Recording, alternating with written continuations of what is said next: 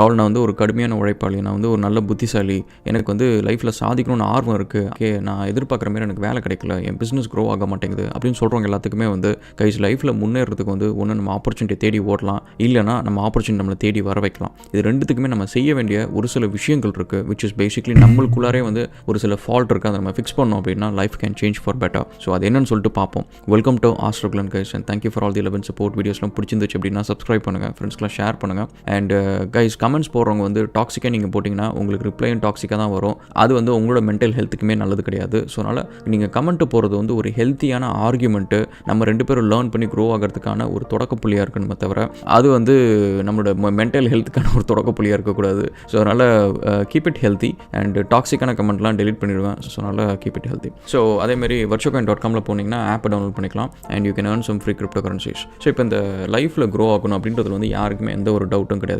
ஏன்னா அந்த க்ரோ ஆனிச்சு அப்படின்னா வந்து நம்ம ஃபினான்ஷியல் ப்ராப்ளம்ஸை சால்வ் பண்ணலாம் அண்ட் நம்ம ஹெல்த் ப்ராப்ளத்தை சால்வ் பண்ணலாம், நம்ம பேரண்ட்ஸு நம்ம சுற்றி இருக்கிறவங்க எல்லாத்தையும் சந்தோஷமாக வச்சுக்கலாம், லைஃப் கொஞ்சம் ஹாப்பியாக இருக்கும். அதனால் வந்து எனக்கு இப்போ இருக்கிற லைஃபே போதும், நிம்மதியாக இருக்கிறேன் அப்படின்றதெல்லாம் வந்து தயவு செஞ்சு இந்த வீடியோ ஸ்கிப் பண்ணுங்க. ஏன்னா தட்ஸ் பேசிக்லி நீங்கள் வந்து உழைக்கிறதுக்கு ரெடியாக இல்லை, நான் வந்து இப்போ இருக்கிறத வச்சு நிம்மதியாக இருந்துக்கிறேன் அப்படின்னு சொல்லிட்டு you just consoling your self. And so அது நான் நிறைய வீடியோவில் பேசிட்டேன். ஸோ அதனால் அந்த டாபிக் இது இல்லை. ஸோ இப்போ லைஃப்பில் வந்து நம்ம க்ரோ ஆகிறதுக்கு நம்ம ஆப்பர்ச்சுனிட்டி தேடி போனாலும் சரி, அது தேடி வந்தாலும் சரி, நம்மள்கிட்ட அது வரணும் அப்படின்றதுக்கு நம்ம வந்து நிறைய நேரம் நம்ம சில தப்புகளை பண்ணுவோம். அண்ட் நிறைய நேரம் அது வந்து தப்பு செஞ்சாலும் நம்மளுக்குள்ளே இருக்கிற தப்பை நம்ம வந்து யோசிச்சு பார்க்க மாட்டோம், அனலைஸ் பண்ணி ஃபிக்ஸ் பண்ண மாட்டோம். முக்கால்வாசி நேரம் வந்து யாராவது ஒருத்தங்கள்ட்ட வந்து நீ ஏன் லைஃப்பில் க்ரோ ஆகலை, என்ன உன் பிரச்சனை அப்படின்னு கேட்டாங்கன்னா, நான் படித்த கோர்ஸில் எனக்கு வேல்யூ இல்லை, நான் படித்த காலேஜ் வந்து Tier 2 காலேஜ், அது வந்து அந்த காலேஜ் எஜுகேஷன் வந்து வேலிடாக இல்லை, அண்ட் நான் படித்த ஊர், நான் இருக்கிற ஊரில் வந்து எனக்கு அந்த ஆப்பர்ச்சுனிட்டி இல்லை அப்படின்னு சொல்லிட்டு அவங்க வந்து ஏகப்பட்ட காரணத்தை வந்து வெளி உலகத்தில் சொல்லுவாங்க. அவங்களுக்குள்ளே இருக்கிற காரணம் தான் அவங்களுக்கு ஃபஸ்ட்டு வரவே வராது மைண்டில். அண்ட் ஸோ தட் அது எல்லாத்தையும் நம்ம ஃபஸ்ட்டு பார்ப்போம் guys. So first and foremost thing வந்து கம்யூனிகேஷன் கைஸ். ஸோ நீங்கள் வந்து ஒரு இடத்துல இருக்கிறீங்க, நீங்கள் வந்து கம்யூனிகேட் பண்ணணும் அப்படின்ற சுச்சுவேஷனில் you should be able to communicate. உங்களுக்கு வந்து அந்த ஆப்பர்ச்சுனிட்டி கிடைக்கிறதுக்கு உங்களுக்கு எந்த லெவல் ஆஃப் கம்யூனிகேஷன் இருந்தால் உங்களுக்கு அந்த ஆப்பர்ச்சுனிட்டி கிடைக்குமோ அது உங்களுக்கு வேணும். இது வந்து நிறைய நேரம் வந்து சில பேர் சொல்லுவாங்க, இங்கிலீஷ்ன்றது ஒரு கண்ணாடி மாதிரி, அது எதுவாக இருந்தாலும் சரி, அது வந்து உங்களுக்கு ஒரு ஆப்பர்ச்சுனிட்டி கிடைக்கிறதுக்கு அது யூஸ்ஃபுல்லாக இருக்குது அப்படின்னா அதை போய் கற்றுக்க வேண்டியது நம்ம பொறுப்பு. ஸோ அது வந்து இங்கிலீஷ் வந்து ஒரு மொழி மட்டும்தான், அது அறிவு கிடையாது, இந்த மாதிரிலாம் நிறையா கேக்கியான பேசலாம். இன்றைக்கி நான் வந்து இங்கிலீஷ் பேசுகிறதுனால தான் ஒரு வேலைக்காரன்ட்ட போயிட்டு அந்த ப்ராஜெக்டை பேசி எடுக்க முடியுது. ஸோ அதனால் வந்து அவங்ககிட்ட வந்து நான் செய்கை பாஷையில் வந்து எனக்கு வந்து ஃபுல் ஸ்டாக் தெரியும், எனக்கு வந்து சிவில் இன்ஜினியரிங் தெரியும் அப்படின்னு சொல்லிட்டு ஏதாவது சொன்னாலும் வேலை கொடுக்க போகிறதில்ல. ஸோ அதனால் இந்த பழமொழியெல்லாம் தூக்கி ஓரமாக வைங்க.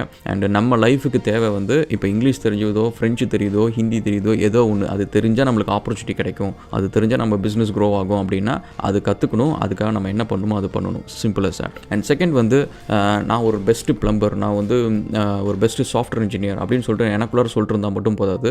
இந்தமாரி ஒரு பெஸ்ட்டான சாஃப்ட்வேர் இன்ஜினியர் வந்து இந்த தெருவில் தான் இருக்கிறான் அப்படின்றது ஊர் மக்களுக்கு தெரிஞ்சால் தான் அவங்க வந்து தம்பி என்கிட்ட வந்து ஒரு வெப்சைட் இருக்குது, அதை டெவலப் பண்ணி கொடு அப்படின்னு சொல்லிட்டு சொல்ல முடியும். ஸோ அதனால் வந்து நீங்கள் இருக்கிறது வந்து யாருக்குமே தெரியும்னா உங்களை தேடி ஆப்பர்ச்சுனிட்டி வரவே வராது. ஸோ அப்படி தேடி வரணும் அப்படின்னா உங்களை காண்டாக்ட் பண்ணும். உங்களை இந்தமாரி வந்து சென்னையிலே வந்து பெஸ்ட்டு சாஃப்ட்வேர் டெவலப்பர்னால் நீங்கள் அது ஃபஸ்ட்டு வரணும் அப்படின்னா அதுக்கு பர்சனல் பிராண்டிங் என்ன பண்ணுமோ அதை பண்ணுங்கள். இல்லை உங்களுக்கு ஒரு கம்பெனி இருக்குது அப்படின்னா அதுக்கு SEO பண்ணுமோ SEO பண்ணுங்கள். அதேமாதிரி கூகுள் ஆட்வர்ட்ஸ், சோஷியல் மீடியா கேம்பெயினாக அது எல்லாம் பண்ணுமோ அது எல்லாத்தையும் பண்ணுங்கள். நீங்கள் இருக்கிறன்ற விசிபிலிட்டி மக்களுக்கு தெரிஞ்சால் தான் உங்களை தேடி அவங்க வர முடியும். உங்கள்கிட்ட வந்து மக்கள்கிட்ட ரெக்குவயர்மெண்ட் எப்பவுமே இருக்கும். ஏதாவது ஒரு வேலை செய்கிறதுக்கு electrician work, plumber work and tiles ஓட்டுற ஒர்க்குலேருந்து சாஃப்ட்வேர் டெவலப்மெண்ட்லேருந்து எல்லா ஒர்க்குக்கும் மக்கள்கிட்ட எப்போவுமே ஒரு டிமாண்ட் இருந்துட்டு தான் இருக்கும். நீங்கள் இருக்கிறது தெரிஞ்சால் அந்த டிமாண்ட் உங்களை தேடி வரும். ஸோ இப்போ அதே மாதிரி இதில் எங்கெங்கெல்லாம் பிரச்சனை வரும் அப்படின்னு பார்த்தீங்கன்னா, நிறைய நேரம் என் ஸ்டாஃப்கிட்டே வந்து நான் கோவப்பட்டு சொல்கிற ஒரு விஷயம் என்ன அப்படின்னா வந்து ஃபோன் பண்ணால் ஃபோன் நிறைய ரீச்சபிள் இல்லாமல் இருக்கிறது, சார்ஜ் இல்லாமல் இருக்கிறது, சிக்னல் இல்லாமல் இருக்கிறது அப்படின்னு சொல்லிட்டு.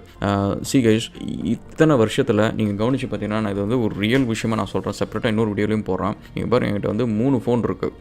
ஓகேவா? ஸோ ஒரு சாம்சங் Fold 6 இப்போ வந்தது, அதுக்கப்புறம் ஒரு ஓப்போ ஃபோனு அண்ட் அதுக்கப்புறம் ஒரு ஐஃபோனு. இதெல்லாம் வந்து சும்மா காஸ்ட்லியாக இருக்குன்றது மட்டும் இல்லை, ஃபோன் டெஸ்டிங்க்கு நம்ம யூஸ் பண்ணுவோம், டெவலப்மெண்ட்டுக்கு. பட் அப்பார்ட் ஃப்ரம் தட் இன்னும் 2 ஃபோன் நான் எப்போயுமே வச்சுப்பேன். அண்ட் இது இல்லாமல் ஒரு நம்பர் ஃபோன், இந்தமாரி ஸ்மார்ட் ஃபோன் இல்லாத ஒரு நம்பர் ஃபோன் வந்து சார்ஜ் போட்டு என் பேக்கில் எப்போவுமே இருக்கும். ஸோ ஏன்னா opportunity I take it very seriously guys. ஏன்னா நான் ஒரு 5 நிமிஷம் வந்து என் ஃபோனில் சார்ஜ் இல்லைன்ற டைமில் வந்து மேபி எலான் மஸ்க் எனக்கு கால் பண்ணியிருக்கலாம், மேபி எனக்கு பில் கேட்ஸ் கால் பண்ணியிருக்கலாம். அப்போ வந்து ஆப்பர்ச்சுனிட்டி வந்து என் லைஃபே கூட புரட்டி போட்டுரும். ஸோ அதனால் வந்து ஆப்பர்ச்சுனிட்டி வந்து I take it very seriously. So அதில் லெத்தார்ஜிக்காக இருக்கிறவங்களை வந்து I consider them like they gone miss lot of opportunities in life. அதனால் அதை பண்ணாதீங்க.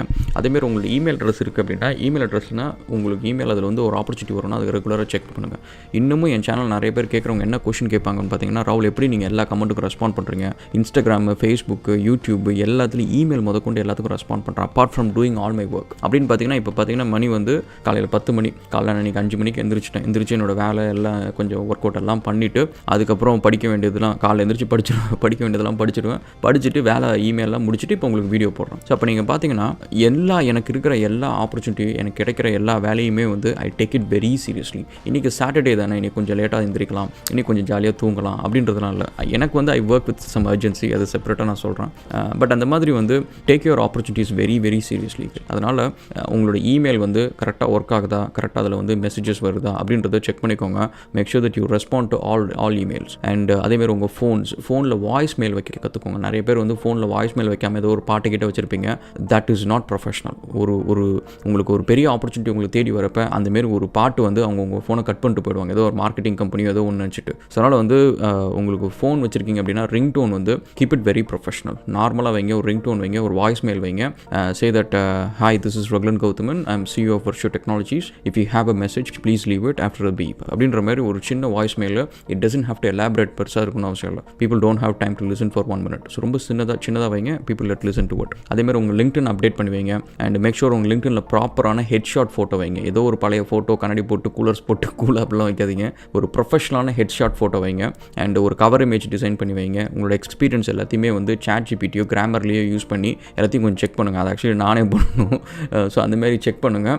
அண்ட் உங்கள் ரெஸ்யூமே பார்த்தா people should get an idea of what your capabilities are. இப்போ என்னோட ரெஸ்யூமே பார்த்தீங்கன்னா கொஞ்சம் நாய் வாய வச்ச மாதிரி தான் இருக்கும். எல்லா ப்ரொஃபைல்லையும் எல்லா இண்டஸ்ட்ரி எல்லாத்துலேயும் ஒர்க் பண்ண மாதிரி இருக்கும். பட் லெட்ஸே இப்போ நீங்கள் ஒரு சிவில் இன்ஜினியரோ இல்லை நீங்கள் ஒரு சாஃப்ட்வேர் இன்ஜினியரோ அப்படின்னா பீப்புள் ஷுட் ஒன்லி கெட் உங்கள் ப்ரொஃபைலை படிக்கிறப்ப நீங்கள் ஒரு Node.js டெவலப்பர், நீங்கள் ஃபுல் ஸ்டாக், மெர்ன் ஸ்டாக் அப்படின்னு சொல்லிட்டு, அதேமாதிரி சிவில் இன்ஜினியர்னா CAD டிராஃப்டிங் உங்களுக்கு தெரியும், ஸ்ட்ரக்சர் உங்களுக்கு தெரியும் அப்படின்னு சொல்லிட்டு உங்களோட ஸ்கில் செட் வந்து ஒரு 3-4 ஸ்கில் செட் வந்து அவங்களுக்கு திரும்ப ஐட்ரேட் ஆகி இந்த ப்ரொஃபைலை பார்த்தோன்னே இப்போ யாரப்போ பார்த்துட்டு வந்தால் அந்த ப்ரொஃபைல் எப்படி இருக்குது அப்படின்னு கேட்டால், ஆமாங்க அவர் வந்து ஒரு சிவில் இன்ஜினியர், டிராஃப்டிங் எக்ஸ்பீரியன்ஸ்லாம் இருக்குது, சிவில் 3D யூஸ் பண்ணியிருக்காரு அப்படின்னு சொல்லிட்டு ஒரு 4 லைனில் உங்களை பற்றி அவங்க ப்ரீஃப் பண்ணுற மாதிரி இருக்கணும். அவங்க வந்து ஒரு 10 லைனில் சொல்கிற மாதிரி இருந்துச்சுன்னா நிறைய நேரம் உங்களுக்கு அந்த ஆப்பர்ச்சுனிட்டி வராது. அதனால் ஒரு 4 லைனில் உங்களை பற்றி சொல்கிற அளவுக்கு கிரியேட் அன் ஐடென்டிட்டி. அண்ட் உங்களோட ரெஸ்யூமே வந்து should also say the same story. என்னோட ரெஸ்யூமேல வந்து நீங்கள் பார்த்தீங்கன்னா நான் கிட்டத்தட்ட வந்து ஒரு ஐ திங்க் அரௌண்ட் 8 டிஃப்ரெண்ட் ரெஸ்யூமேஸ் வச்சுருப்பேன்.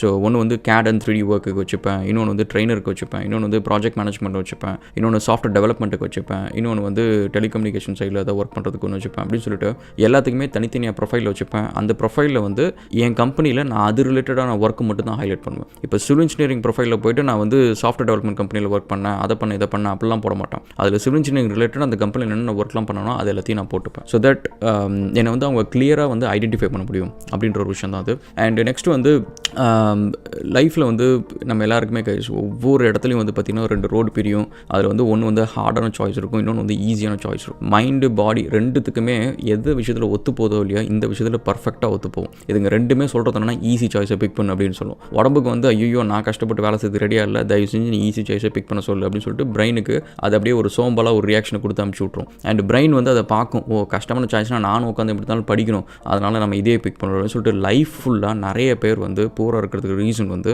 ஈஸியஸ்ட் சாய்ஸை பிக் பண்ணிவிட்டு அதுக்கப்புறம் அதில் கஷ்டப்பட்டு வேலை செய்வாங்க. அண்ட் அது எவ்வளோ வேலை செஞ்சாலும் சரி நீங்கள் 65 வயசு வரைக்கும் ஓட முடியாது, ஓடிக்கிட்டே இருக்கணும் ஓட முடியாட்டியும். ஸோ அதுதான் வந்து பிரச்சனை. ஸோ இதை வந்து நம்ம ஃபர்தராக இன்னொரு வீடியோவில் நம்ம கண்டினியூஸாக பேசுவோம். இதில் நிறைய விஷயம் இருக்குது. So thanks for all the love and support guys. 100K அப்படின்றது ஐ டிடன்ட் எக்ஸ்பெக்ட். ஸோ நிறைய பேர் வேறு கேட்டிருந்தாங்க, ராகுல் இன்னும் கொஞ்சம் லெங்க்த்தியாக வீடியோ போடுங்க அப்படின்னு சொல்லிட்டு. லெங்க்த்தியாக வீடியோ போடுறத பற்றி பிரச்சனை இல்லை, பட் அது சும்மா போரிங்காக இருக்கக்கூடாது அப்படின்னு சொல்லிட்டு நான் ஒரு 10 minutesக்குள்ளார வந்து ரேப் பண்ணுறேன். ஸோ அதனால் you can tell me like என்ன டைம் ஃப்ரேம்குள்ளார போட்டால் உங்களுக்கு பிடிக்கும் அப்படின்றது சும்மா கமெண்ட் செக்ஷனில் போடுங்க. வில் சி லைக் அதை என்னால் அவ்வளோ தூரம் பண்ண முடியுதான்னு பார்ப்போம். Okay, thank you so much guys and cheers.